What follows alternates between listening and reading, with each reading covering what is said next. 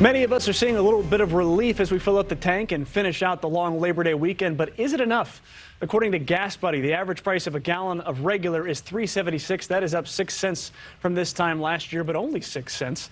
And given that we were at $5 a gallon not too long ago, that's not bad. Joining me now is Joshua Rhodes. He's a research scientist with the University of Texas at Austin. He also sits on the board for Texas Solar Energy Society and Pecan Street.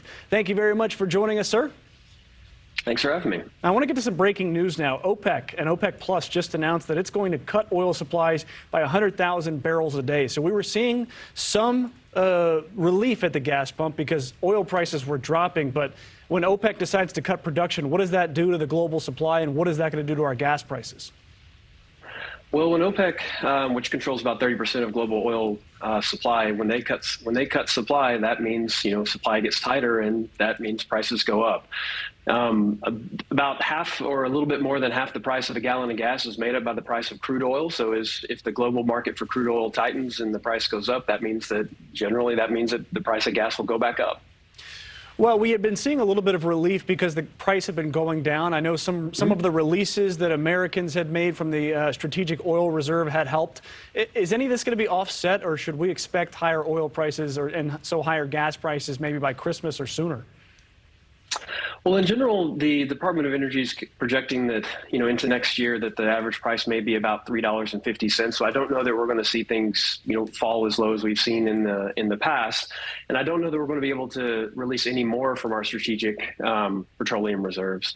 But one of the things we have seen is the higher price of gasoline has induced people to drive less. And so as demand falls, that can also serve to reduce the price, of gas. But there's a lot of still uncertainty out there in the global oil market with, what all is going on in Ukraine.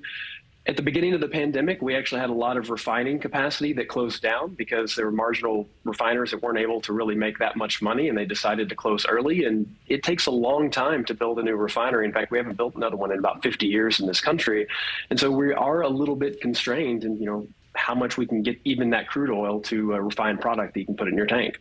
And again, that OPEC news was just breaking just now, but hurricane season, it comes every year. It has an impact on gas prices because a lot of those hurricanes hit the Gulf. Now, it's been an easy Atlantic hurricane season so far this year, but what impact does hurricane season usually have on gas prices? Yeah, so hurricanes can have a pretty acute impact. If there's a big storm that comes through the Gulf of Mexico, we're not able to get as many tankers in, or we have to close down some of the refining capacity just to, keep things safe for the workers and for everything, and just to make sure that they don't get destroyed in any kind of way. But in general, those are generally short-lived impacts, unless it's a major storm that comes through and causes a lot of damage.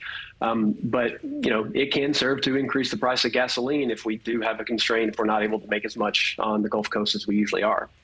Now, again, prices had been as high as $5 a gallon on average across the country. They now are around $3.76. We had predictions in here prior to this OPEC news that said $3.50 a gallon was about what we might pay next year. Is that still accurate, or do you expect on this OPEC news that we're going to be seeing maybe back up to $4 by next year?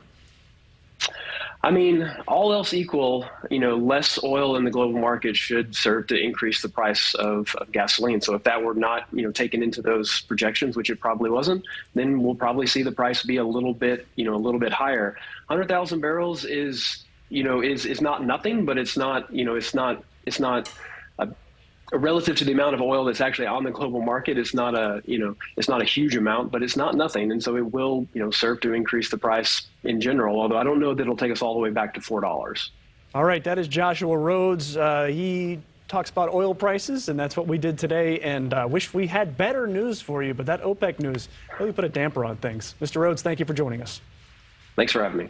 I guess the positive, though, is it's not as expensive as it was just a few months ago. That's right. I think when I started here in June, it was right around $5 a gallon, so things have improved. Yeah, it was like $7 a gallon in California. in Chicago. Oh, my goodness. Yeah. Thank you for watching. Go to newsnationnow.com to find NewsNation on your television provider. And don't forget to click the red subscribe button below to get more of NewsNation's fact-driven, unbiased coverage.